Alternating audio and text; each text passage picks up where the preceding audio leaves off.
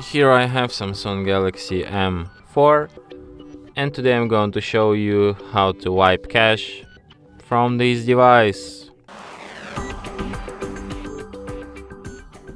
So to do this, firstly you have to turn your device off, and after it turns off completely you have to hold down combination of keys, power key plus volume up at the same time for a couple of seconds like this. After the screen turns on and you can see Samsung logo appeared, you can release power key and keep holding only volume up.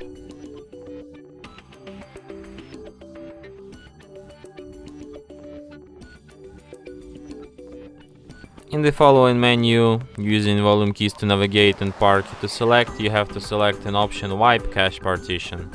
Then select Yes. And after you see the message Cache Wipe Complete, select the first option Reboot System Now in order to restart your device.